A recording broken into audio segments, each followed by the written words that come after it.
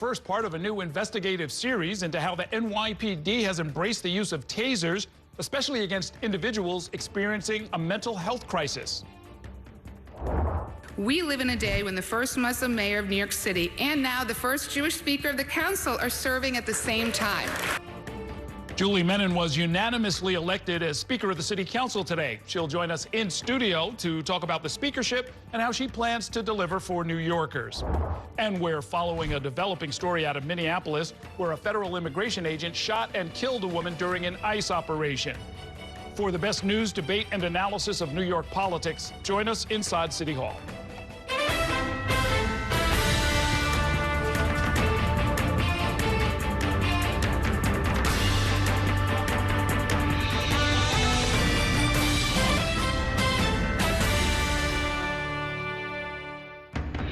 Good evening and welcome to Inside City Hall for Wednesday, January 7th, 2026. I'm Errol Lewis. We begin tonight with an investigative series you'll only see on New York One. Over the last 10 years, the use of tasers by the NYPD has skyrocketed, especially against people who are having a mental health crisis. The electronic weapons have been billed as a safer alternative for police instead of guns, but our investigative reporter Courtney Gross has found that it's not always that simple.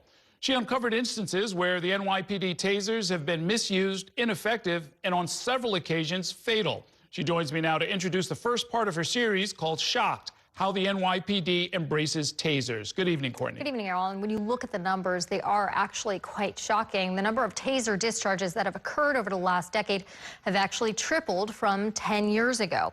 So we wanted to examine how safe and effective these weapons actually are, and our investigation uncovered potential cases of misuse and one fatality the NYPD never disclosed.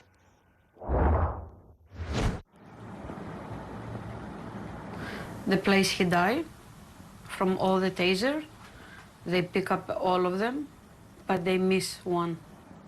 Athanasia Zapantis kept the wire. Why did you keep it? Memories. Bad memories, but... It is evidence from the night her son died. I can't sleep anymore. I kept thinking of him. Every single day. All the times. Why they kill him? It was June 2020.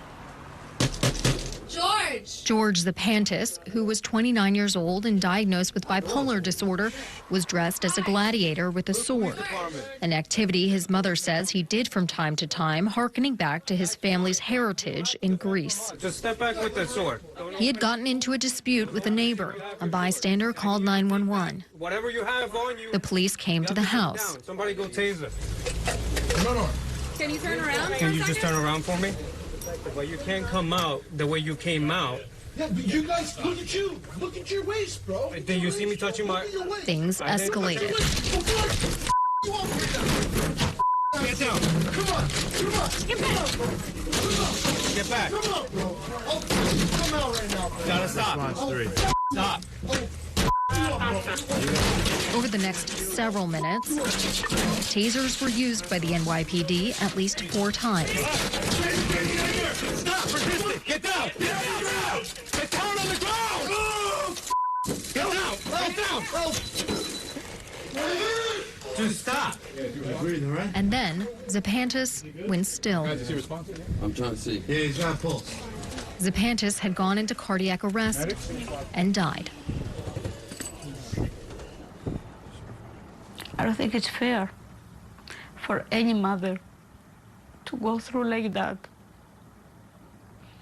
And I never wish to anybody. Get down on the ground. Oh, According to an investigation from the state attorney general's office, 2 officers used their electrical weapons on Zapantis simultaneously. Put your hands behind your back and stop. Finding his total exposure time to a taser was about 35 seconds.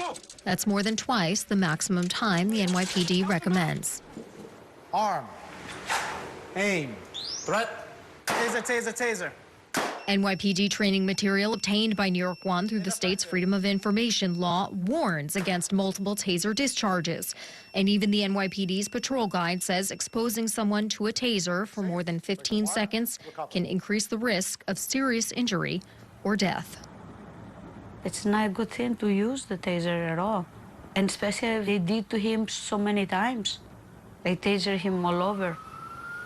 In a statement to New York One, an NYPD spokesman said the Attorney General's investigation found the officers in this case were, quote, legally justified in their actions. An NYPD internal investigation also found, quote, the officers' actions were within department guidelines.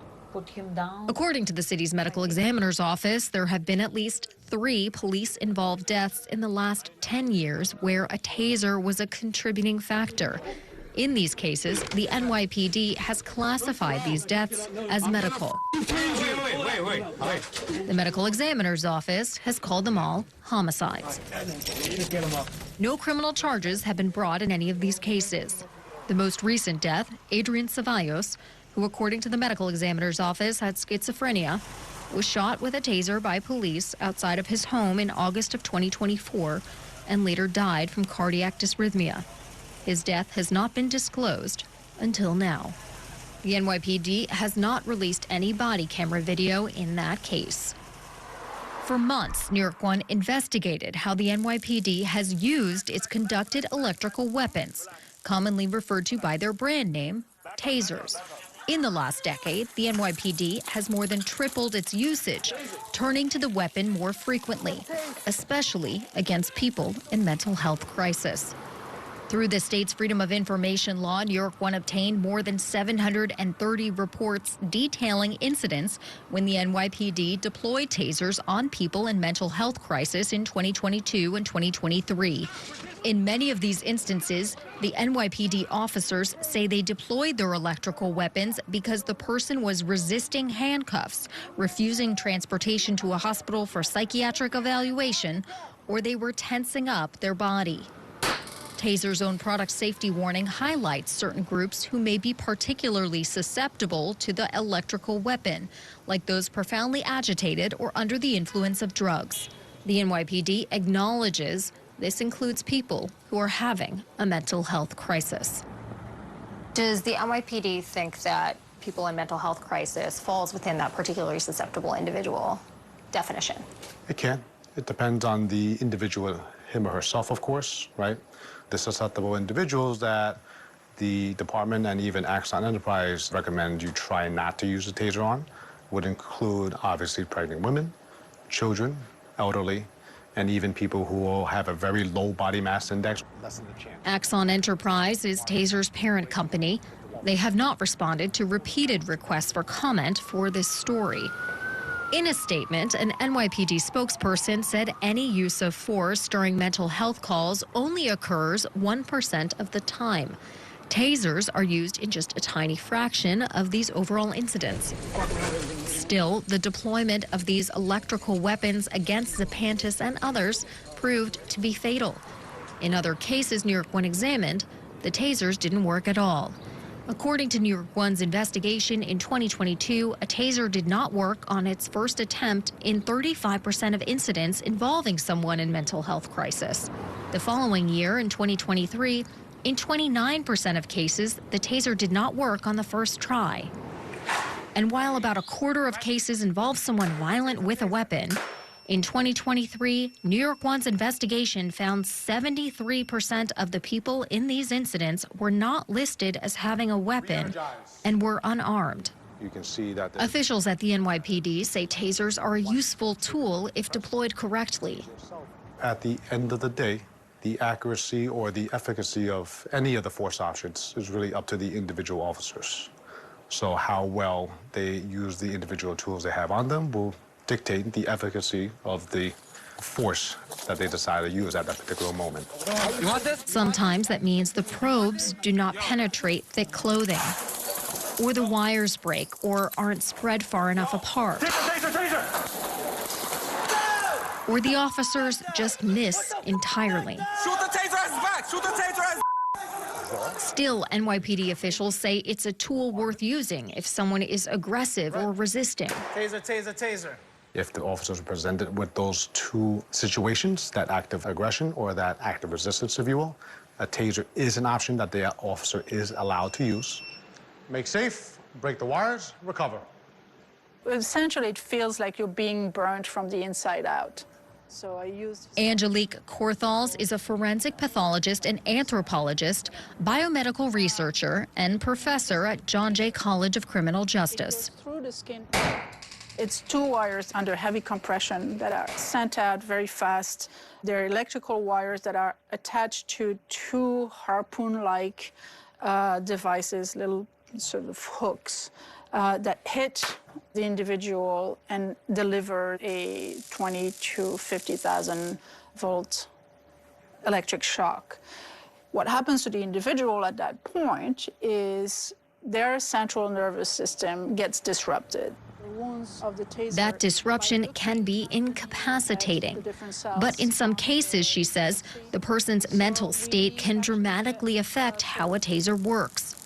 The extreme psychosis has shown actually that the adrenaline level were heightened in the case of the tasing and actually caused cardiac arrhythmia rather than causing the disruption in the CNS, which is the prescription of the taser. In the lower scale psychosis, interestingly enough, we've seen that the taser is not as effective indeed. So the Taser 10? In December, the NYPD began piloting a new model, the Taser 10. The old model emitted up to 50,000 volts, while the new model has a much lower voltage, less than 1,000.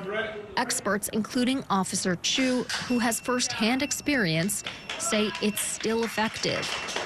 Taser, taser, taser. It has more probes that shoot individually, meant to be more accurate. It gives them more control over the spread of the darts. They start tasing him. Of course, there are some who hope there will be a bigger shift to not use them at all. That's my opinion. They took my son, they took my son's life away. They took everything from us.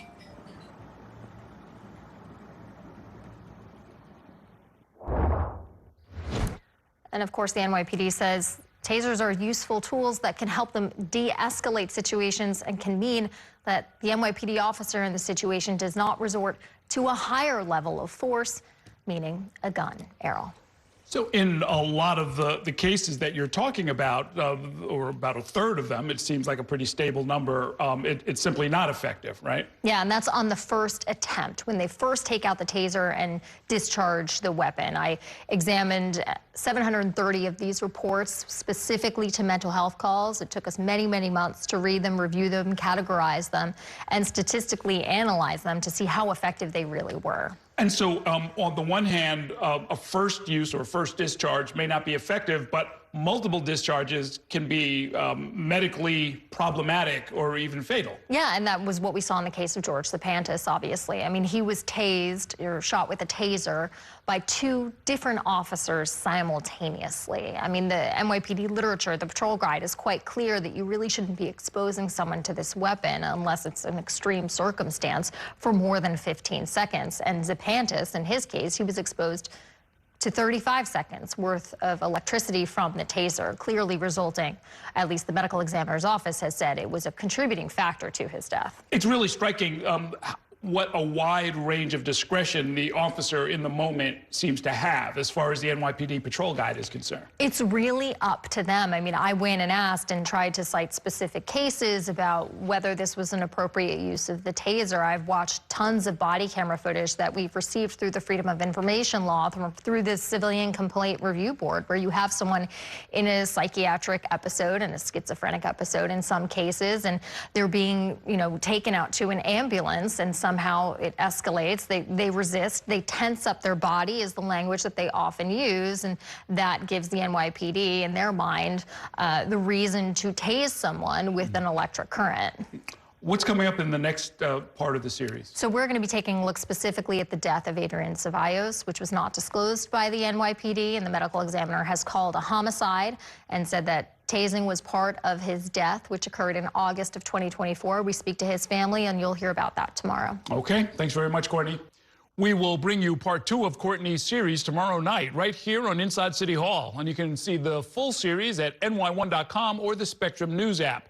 We're going to take a short break now, and when we come back, the City Council unanimously elected Julie Menin as its next speaker, elevating her to one of the most powerful positions in city government. We'll bring you those details next.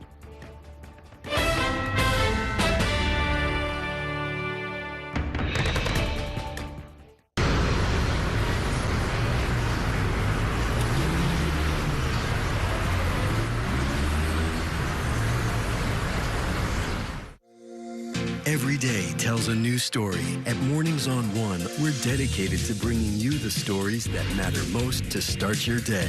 With in-depth coverage of the day's news. I'm Pat Kernan. Here are the stories we're following. And weather updates every 10 minutes. Tomorrow, some morning sunshine possible. Clouds take over. It's our responsibility to get you the information you need before you head out the door. Mornings on One. Weekdays starting at 6 on the Spectrum News app. Free for Spectrum and Xfinity customers. Spectrum TV, isn't that only live TV? No, it's only all my favorite streaming apps with live TV. Okay. It's only all included at no extra cost. And that's the magic of math. Will this be on the test? Sure. Why not?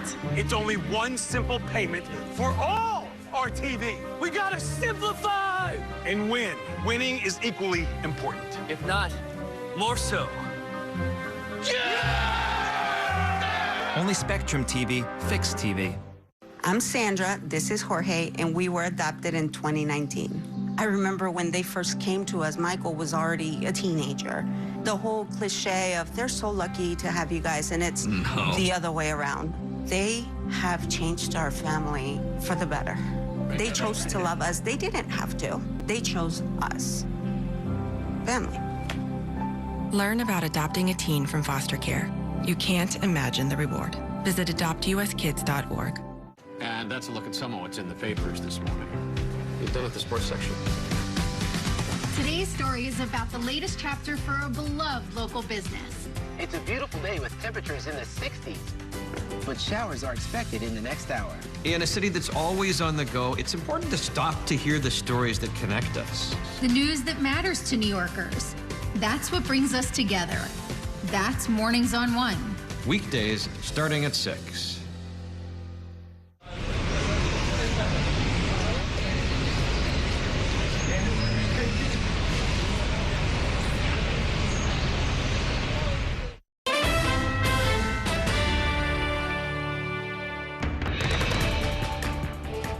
Welcome back to Inside City Hall. The City Council officially has a new speaker, Julie Menin. The Manhattan lawmaker won in a unanimous vote today to become the first Jewish speaker of the council.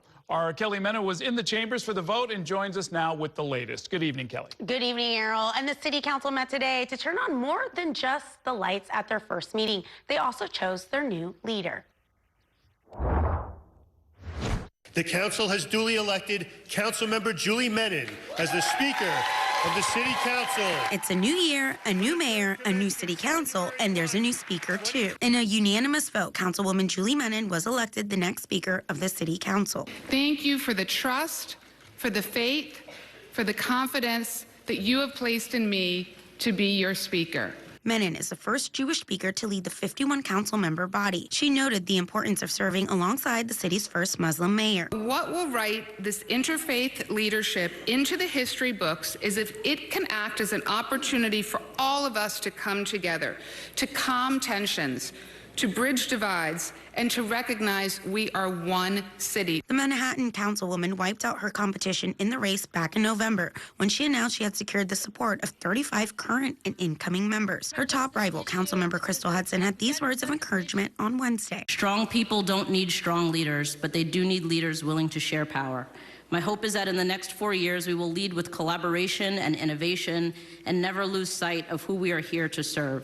Congratulations, Speaker Menon. The Republican members of the council used their votes as an opportunity to call on Menon to be a check on Mayor Zohran Mamdani's administration. Here in New York City, the legacy of our founding generation which is grounded in individual liberty, property rights, and the free enterprise system, is being threatened by the smothering heat of collectivism.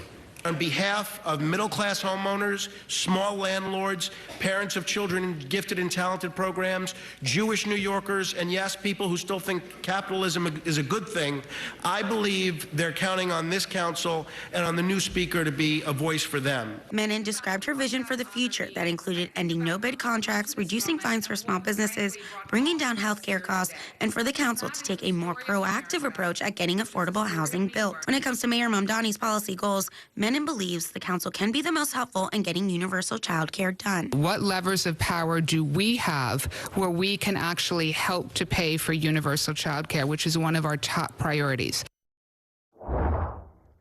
And next on the agenda for the new council speaker, we'll be picking members to chair key committees. Our sources tell us that Kevin Riley is set to get the Land Use Committee, that Eric Dinowitz is set to get the Education Committee, and Councilmember Linda Lee is set to get Finance, Errol. And what was the mood like in the council chambers today? Very celebratory. We saw many of the former speakers there, Corey Johnson, Adrian Adams, Melissa Mark Viverito, some former council members. Everybody was pretty congratulatory. I thought maybe there would be a moment of surprise, but not anything that we weren't expecting. And the Republicans, despite the misgivings that they have to express when they're speaking publicly, they cast their votes in favor of this too. Yes, and they're pretty excited about Menon. You know, when it came to the candidates that were in the race, they felt like she more aligned with what their priorities will be going into this session and is a more moderate candidate in comparison to some of the progressives that were in that race. So they feel like they won in this as well. Okay, thanks very much, Kelly.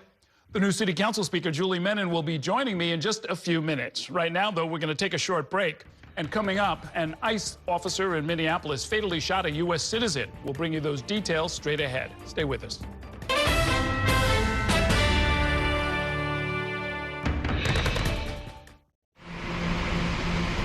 Stand clear of the closing doors, please.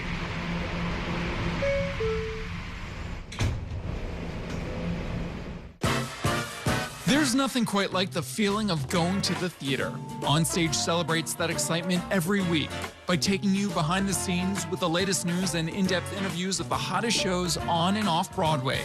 So grab a seat, because this is a show you won't want to miss. Join us every Saturday and Sunday at 7:30 p.m. for Onstage. Onstage is presented by your Tri-State Cadillac dealers. Discover which Cadillac is right for you and elevate your journey. It's only a hike. It's only made possible by Spectrum Business connecting healthcare providers of all sizes. Like hospitals relying on the Spectrum Fiber broadband network with industry-leading reliability. Practices keeping patient data safe with advanced security. Pharmacies accessing records in the cloud without fail. It's tailored connectivity solutions built for life-changing moments. It's only a hike. It's only everything. Spectrum Business. Mom was always organized, but she started forgetting to pay her bills on time. And she'd buy the same gifts over and over. Telling the girls about my Alzheimer's diagnosis was really hard. At first, we had our cries, but then we were like, okay, let's make a plan. Early detection gave us time to adapt together. It's so important for you to think about what you can do and making the most of what you have. If you or your family are noticing changes, it could be Alzheimer's. Talk about seeing a doctor together. From my time growing up in Queens watching New York One to my time reporting here, I've seen how quickly a story can change. At News All Day, we bring you the news as it's happening, from around the boroughs to local government to your neighborhood, because our city never stops moving. Hi, I'm Shannon Ferry with the day's developing stories, but first, stay up to date and informed with News All Day, weekdays from noon to 4.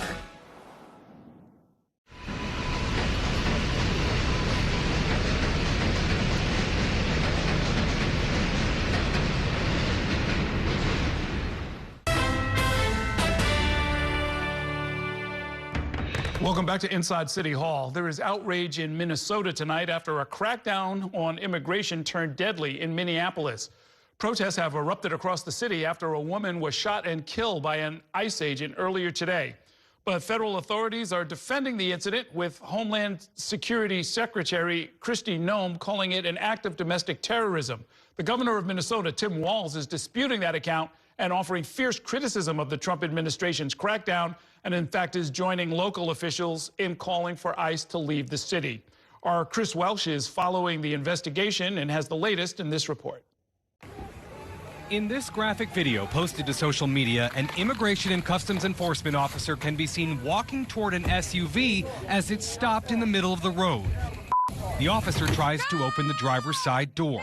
Seconds later, the car drives away, and a different officer standing near the front of the car fires at least twice toward the driver. The car then comes to a stop after crashing into parked vehicles along the curb. It was an act of domestic terrorism. Homeland Security Secretary Kristi Noem explaining it this way. ICE officers were out in an enforcement action. They got stuck in the snow because of the adverse weather that is in Minneapolis. They were attempting to push out their vehicle, and a woman attacked them and those surrounding them and attempted to run them over and ram them with her vehicle. An officer of ours acted quickly and defensively shot to protect himself and the people around him. President Trump adding on Truth Social that the female driver, quote, willfully and viciously ran over the ICE officer. A statement from a DHS spokesperson added that a violent rioter weaponized her vehicle, attempting to run over our law enforcement officers in an attempt to kill them. They are already trying to spin this as an action of self-defense. Minneapolis Mayor Jacob Frey not buying it. That is bull. Neither was the state's governor, Tim Walz. I have a very simple message. We do not need any further help from the federal government. To Donald Trump and Kristi Noem, you've done enough. Shame! Shame! Shame! The victim, according to Frey, a 37-year-old woman. Wednesday's shooting is the latest flashpoint in a series of immigration enforcement operations in major American cities under the Trump administration. Minneapolis and St. Paul, Minnesota have been on edge since Homeland Security announced Tuesday it had launched an operation with more than 2,000 agents in a crackdown that is tied in part to allegations of fraud involving Somali residents. To ICE, get the out of Minneapolis. We do not want you here. Your stated reason for being in this city is to create some kind of safety, and you are doing exactly the opposite. Chris Welch, Spectrum News. We're going to take a short break now. Coming up, the newly elected Speaker of the City Council, Julie Menin, will join me in studio to talk about her new role and what to expect from the City Council. Stay with us.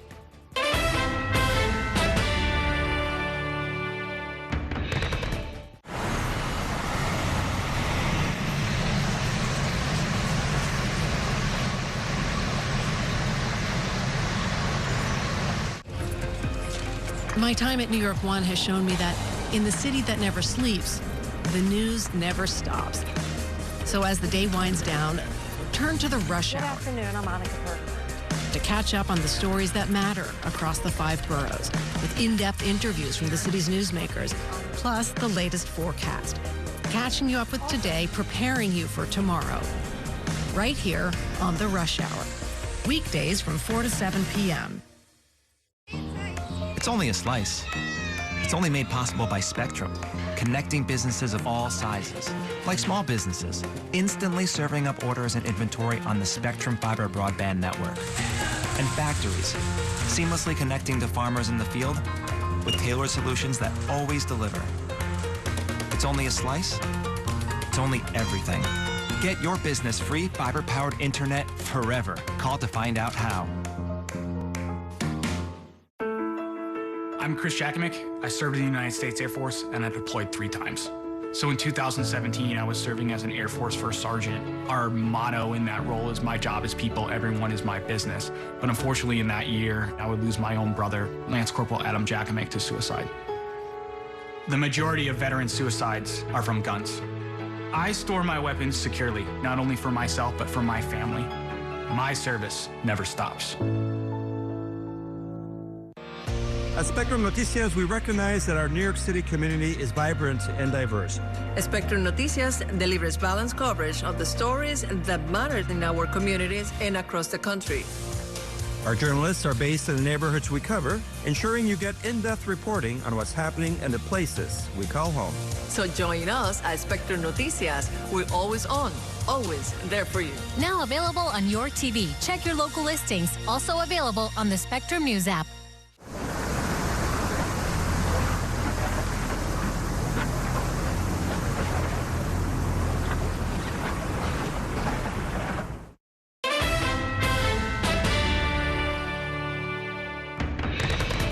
By a vote of 51 in the affirmative, 0 in the negative, and 0 abstentions, the Council has duly elected Councilmember Julie Menin as the Speaker of the City Council.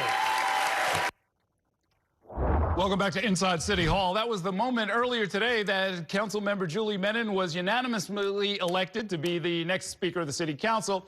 She joins me now to talk about her new role and much more. Welcome back to the program and congratulations. Thank you, Errol. So great to be back with you in this new role. Exactly right. So now what happens? How do you actually organize it now? There are lots of committees. You're going to be naming the members and the chairs of the various committees. How does that happen? So basically on January 15th, which will be the next stated meeting, we will be announcing every single committee chair and then which members comprise each of the respective committees.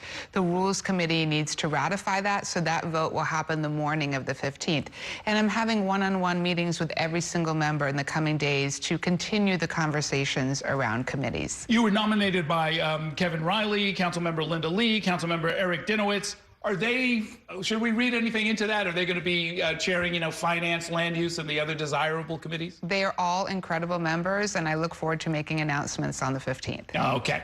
When it comes to naming people to committees, there have been times in the past where there are some members who have ended up not serving on any committee. What's the logic that you're going to be using to try and figure out who goes where? Well, members should be serving on committees. I mean, when I started in the council, I was on 9 committees. I think, honestly, that's too many committees, because if you really want to have fulsome committee oversight hearings and be able to ask cogent questions, you can't be serving on 9 committees. It's too much. But with that said, we do need members on every single committee, and you really want to look at the experience of the member, what they're interested in, making sure we have diverse membership, that we have borough equity across the board. So there are many factors that go into it. We have so many incredible colleagues with great experience, so I want to tap into that unique experience as we select committee chairs. Okay, so as you get the council organized, there's some unfinished business from the last administration. Yes. I'm thinking in particular of some of the 19 last-minute vetoes that the prior Mayor Eric Adams signed, the bills that he killed on his way out the door. How are you going to handle those, and should we assume that you're going to be systematically trying to override those vetoes? We are definitely going to be doing a significant number of overrides. With that said, there are several bills that did not have a supermajority of support, so we need to go back and look at them.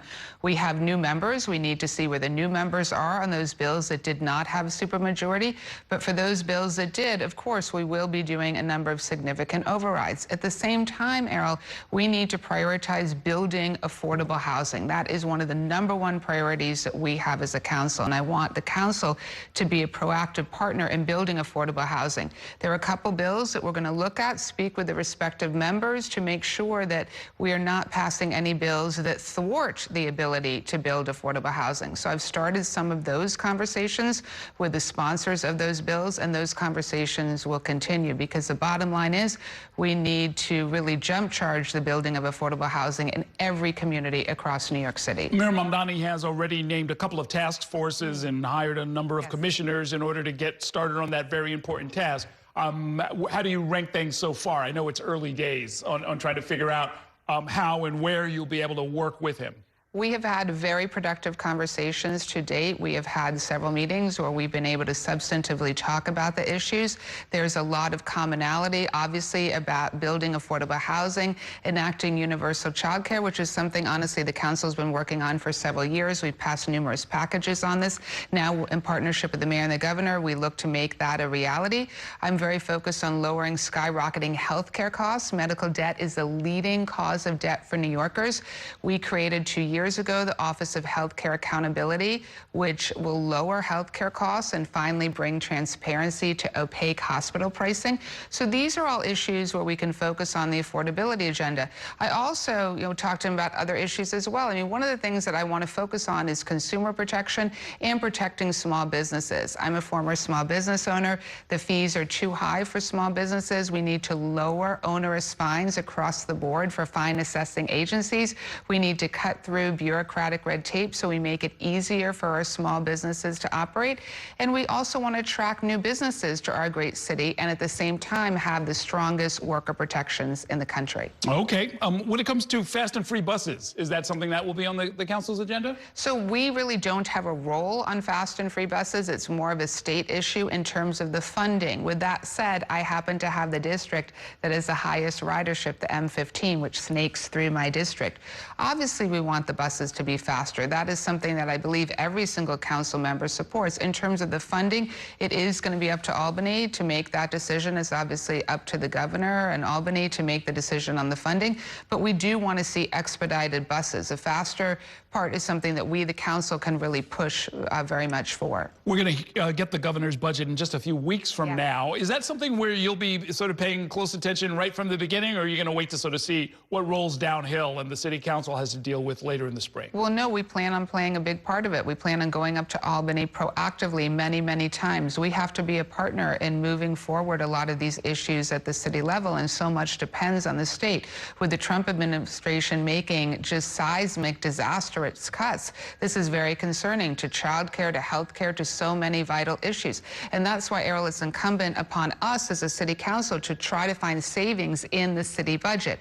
So, for example, one of the areas I'm very focused on, as I mentioned, healthcare accountability. The new office we created could potentially save the city $2 billion if we harness our purchasing power as the second largest purchaser of healthcare in the entire state to drive down costs. So that's something I plan on being very actively involved in. Another area is no-bid contracts. No-bid contracts have been utilized by many administrations, and it really drives the cost up. There should always be competitive bidding. So I have a bill to eradicate the use of no-bid contracts beyond 30 days in an emergency, and that could save the city potentially billions of dollars as well. Okay, we'll be keeping an eye out for that for sure. Back when you were putting forward your credentials about why you might want to be speaker, one of the things you talked about was a more proactive, maybe more aggressive use of the subpoena power of the city council, both within government and with private entities. Talking about government for just a minute, some of your members have indicated that they think that there's some unfinished business with the Eric Adams administration that might require council action. Is that something on your radar? Absolutely. We need to retrospectively take a look back at what happened the last couple of years. Oversight, there's no oversight right now. Oversight is going to be looking back at the last couple of years. So many of the city agencies, Errol, have been gutted. So I used to work at the law department in a senior role. There is almost 1/3 vacancies at the city law department. How can these agencies truly function with this? The no-bid contracts I mentioned were constantly given out to various entities with little to no scrutiny oftentimes. So yes, we are going to have fulsome oversight, and we're going to take a look back. I'm also very interested in procurement reform. Why is it costing the New York City Parks Department $4 million to build a bathroom in a park? Why is it taking oftentimes up to a decade simply to renovate a park? That's absurd, and we need to look at that, and we really need to change that once and for all. Okay, sounds like there are going to be some big changes. There are also going to be some little changes. I saw in city and state that you're a stickler for time, and you're going to actually start the meetings on time, which would be a first in my experience. I've only been looking at this stuff for about 40 years now. We did. I think we need to respect everyone's time. Everyone's time is important. I'm a stickler for punctuality. We started the stated meeting at 12 today, which I was very happy about. And yes, we need to do that. People come to our hearings, they take off of work, they have childcare issues, they're coming, waiting hours just for the hearings. That's unacceptable. And for stated meeting, they will start in time. We're moving the land use and finance votes, so moving them to the day prior, that will mean that things can move forward in a more timely fashion. So it's those little things that really matter. We have to respect everyone's time. On behalf of Room 9, I think the reporters in City Hall will thank you for that as well. Well, best of luck with everything. We look forward to continuing the conversation. Thanks a lot. Errol. Thank you so much. All right, we're going to take a short break now. When we come back, Mayor Mamdani weighed in on the fatal ICE shooting in Minneapolis and made 2 appointments today. We're going to bring you those details in 2 minutes. Stay with us.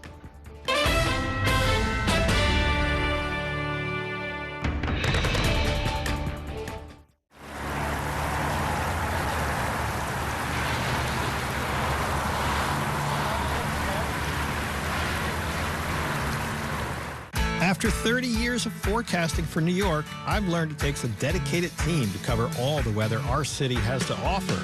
As chief meteorologist at New York One, I'm honored to be able to help New Yorkers plan their day. Morning, noon, or night, our team is here to bring you accurate forecasts you can count on, from severe weather updates to our Weather on the Ones. Watch the New York One weather experts with your Weather on the Ones on your TV and on the go with the Spectrum News app.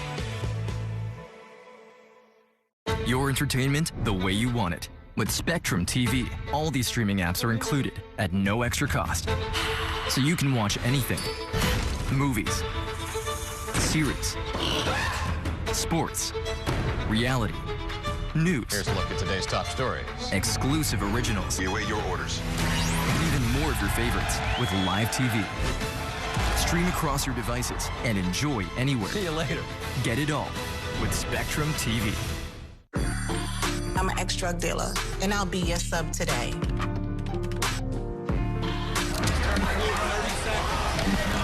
Two milligrams of fentanyl can be lethal. A lethal dose is in here. Who gets it, I won't know. It's cheap, it's potent, and it's profitable. The sad reality is fentanyl is being mixed into everything now. More kitchen now.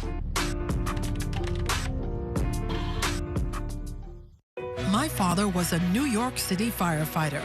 My mission, like his, is to serve New Yorkers in a city that doesn't stop when the sun goes down. Being with New York One since the beginning, I'm now honored to join you even earlier each weeknight. Starting at 8 with New York Tonight, we'll explore the latest news developments, followed by New York One at 10 to wrap up your day. So join me each weeknight starting at 8 right here on New York One.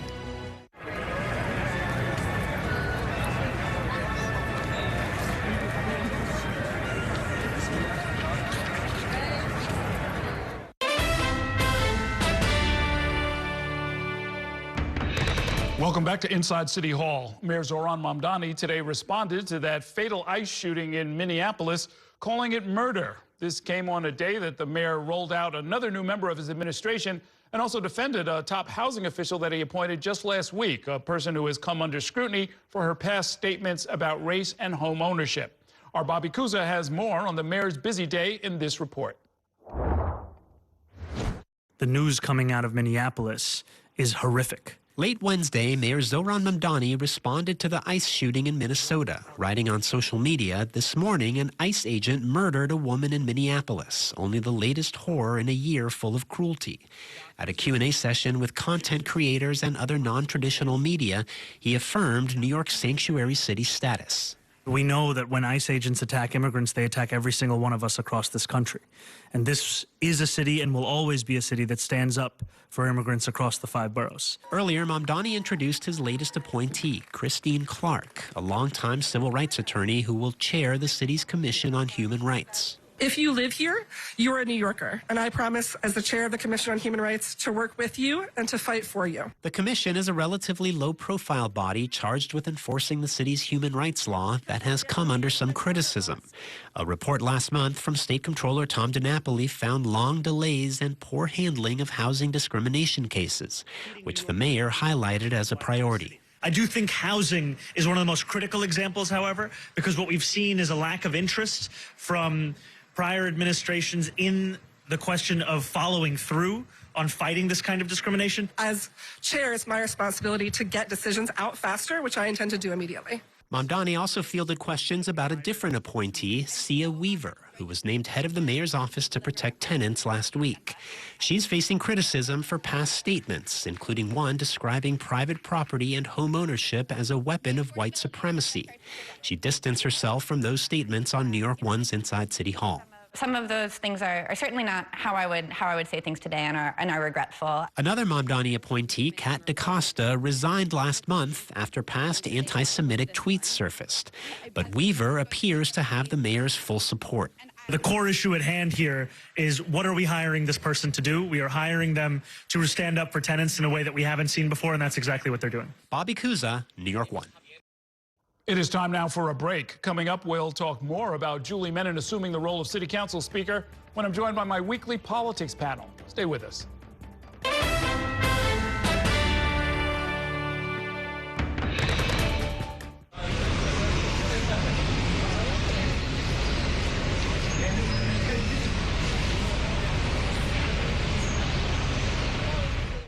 We have so many ways to stay connected. A single touch can bring us closer to the families we love, the friends we know, and the city we share. And Spectrum helps us keep connected throughout the day, every day. Including more ways to watch New York One as a Spectrum Internet customer. Watch Spectrum News New York One on the Spectrum News app, available on all your favorite devices. There's an international travel plan with Spectrum that was an additional $10 a month, as opposed to paying a ridiculous amount per day for roaming fees. This literally felt like my old phone carrier was reaching their hand into my wallet and just helping themselves to some of my cash. I like having no surprises when it comes to my cell phone bill. And with Spectrum, that's been the case. So it saved me a ton of money. Real customers, real savings. To see how much you can save, visit spectrum.com/save.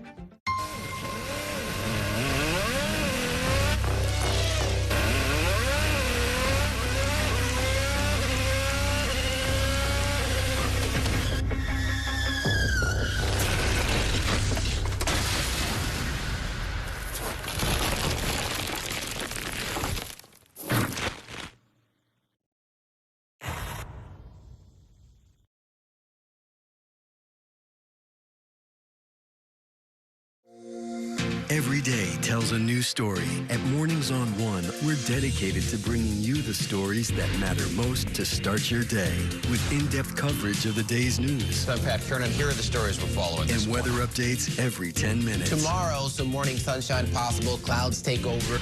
It's our responsibility to get you the information you need before you head out the door. Mornings on One, weekdays starting at 6 on the Spectrum News app. Free for Spectrum and Xfinity customers. Stand clear of the closing doors, please.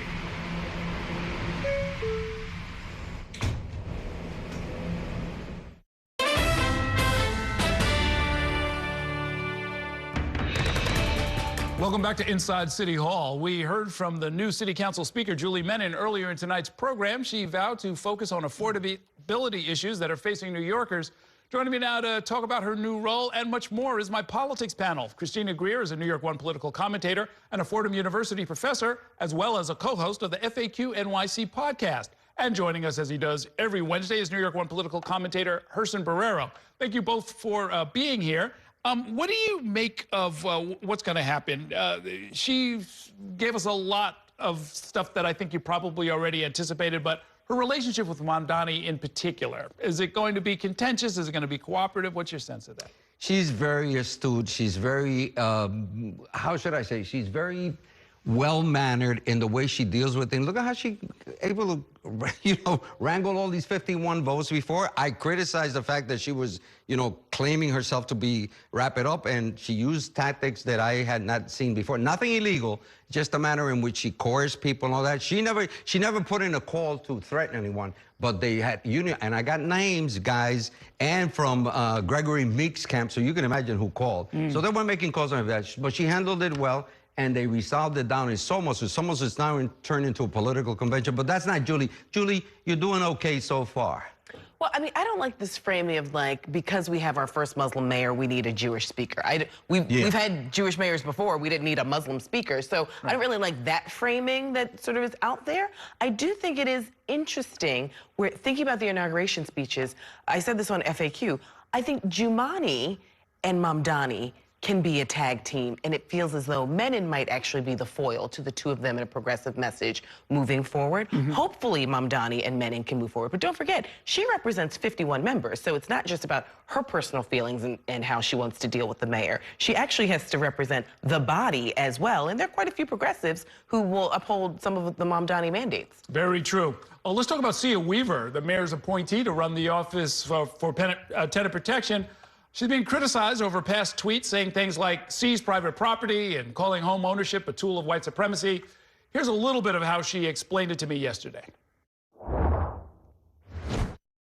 I don't think I'm out of my mind. Okay. You know, I think that some of those things are certainly not how I would say things today and are regretful. But you know, I do think my sort of decades of experience fighting for more affordable housing sort of stands on its own. I'm proud to be in this role fighting for stronger tenants' rights, and I think that for many years people have been locked out of the property market. That has produced a lot of systemic and racial inequalities in our system, and I want to make sure that everybody has a safe and affordable place to live, whether they rent or own, and that is something that I'm laser focused on in this new role. Do you think the mayor will continue to stand behind her? You know, even if you fired her, it's not like the people who are criticizing him are going to suddenly come around, right? Right. I mean, we're in such a new era of politics in the sense that so many people who are entering politics, whether as politicians or in support staff in these important roles, grew up in many ways on social media. So this idea of like the no drama Obama era is very different. That's almost 20 years ago. So there are going to be a lot of people where, you know, there might be pictures of them in unsavory outfits. There may be tweets that they have made or some sort of post that they've either supported or put up themselves, where I think in a 21st century building of an infrastructure, I think we might see people say, well, that was then, and we actually need to focus on the work that they want to do now. The difference is, because we have such a young mayor, when we say like, oh, well, you said that then, it's like, well, there's a difference between saying something 20 years ago and 2 years ago. 24 months ago, right, Yeah. exactly. Well, exactly, and I'll take that to heart. At 75, believe me, if there had been videos then of all the crap I wouldn't be here right now. You'd be all putting us in memes and all that, so come on, let's give it a... But I just, you know, I saw the interview yesterday, and now that I hear it again, she's decades of experience. I mean, she could be my granddaughter. So, you know, so don't go on that route, just on your experience. You don't have to prove anything to anybody. The mayor wants you. We got to give the mayor the people that he thinks he needs to fight this fight at all levels. And if that's her experience, and the press, the New York Post in particular, who is trying to find that rag of Rupert Murdoch, you should all be ashamed. I mean, assaulting a person like that, give her a break. And if she cried, I'd probably throw something at you if you come to my house. Damn, it's like nasty. Give her a break, man. They're trying to find something that she did anti-Semitic, to your point, doctor. It's like, leave them alone. They're going to screw up on serious things, not this nonsense. I should mention that she's my guest on my podcast. We normally have it come out on Thursday morning, but it's out right now. You can find it on YouTube. You can find it on New York One. Our website, the app, and everywhere else, because we had a longer conversation about the housing crisis, which is what really people should be focusing on, not some old tweets. The city saw record low levels of shootings and homicides and traffic deaths last year. Here's a little bit of what yesterday's Victory Lap press conference looked like.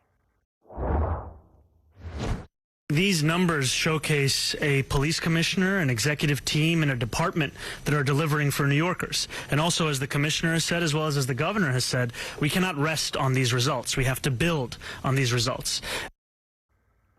If they keep up the numbers, will Mamdani get credit for these things that the Adams administration set in motion? No.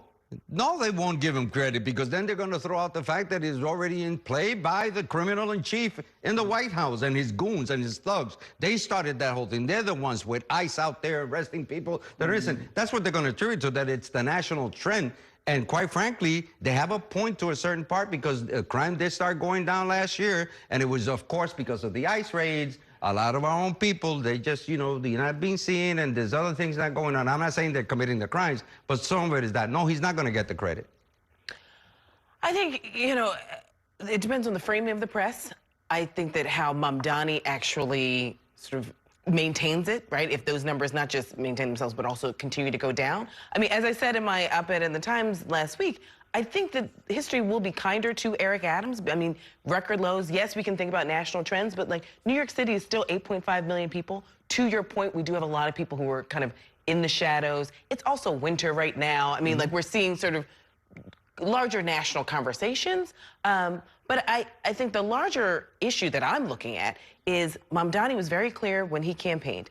I don't really care about your personal politics on this particular issue. If I hire you for sanitation, if I hire you for environmental protection, if I hire you for transportation, if I hire you for policing, all the other stuff is over there. I need you to be good at the thing that I've hired you for. And so, like, the distractions with Jessica Tisch and some of her geopolitical leanings, I think is also this conversation that is distracting from the work that actually is being done and needs to still be done. Governor Hochul attended yesterday's press briefing on the crime numbers, and she recently took a victory lap on a different topic, which is congestion pricing, the one-year anniversary of that program.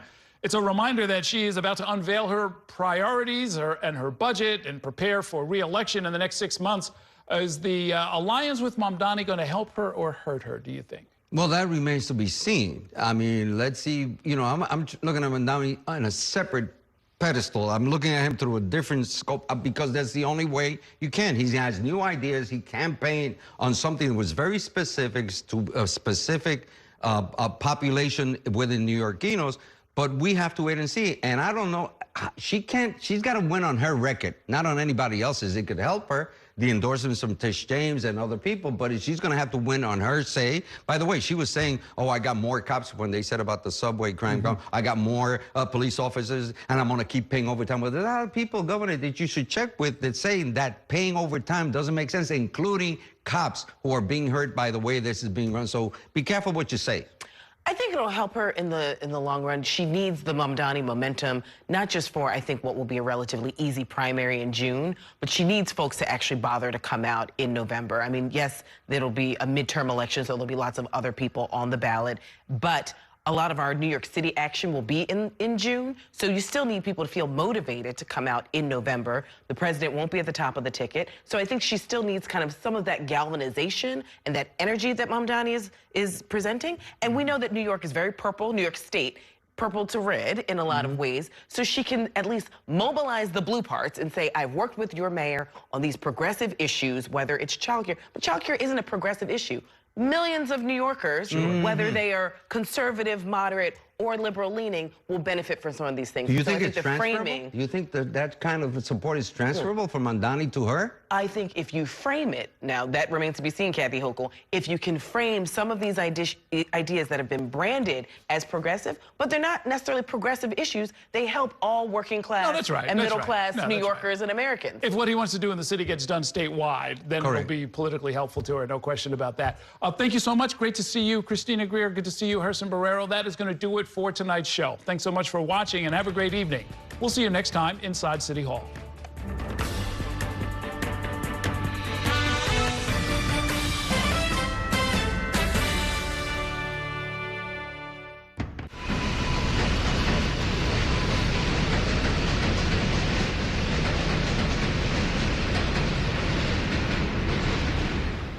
And that's a look at some of what's in the papers this morning.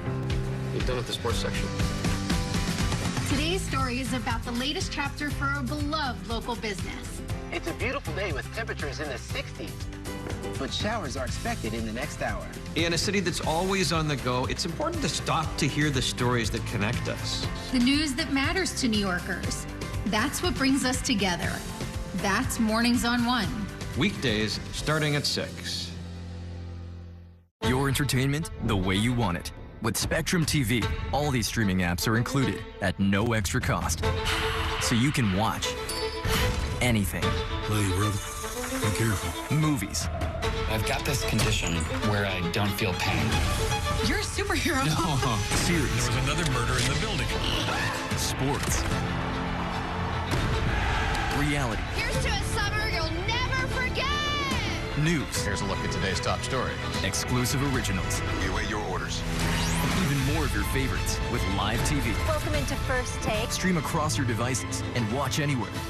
at home, or out and about. It's the entertainment experience you've been waiting for. Streaming apps included at no extra cost. What's got that, pal? Get a good look. With live TV and on demand. All together, all in one place for you to enjoy. It's whatever kind of adventure we want it to be. Get it all with Spectrum TV. There's nothing quite like the feeling of going to the theater. Onstage celebrates that excitement every week by taking you behind the scenes with the latest news and in-depth interviews of the hottest shows on and off Broadway. So grab a seat, because this is a show you won't want to miss. Join us every Saturday and Sunday at 7:30 p.m. for Onstage. Onstage is presented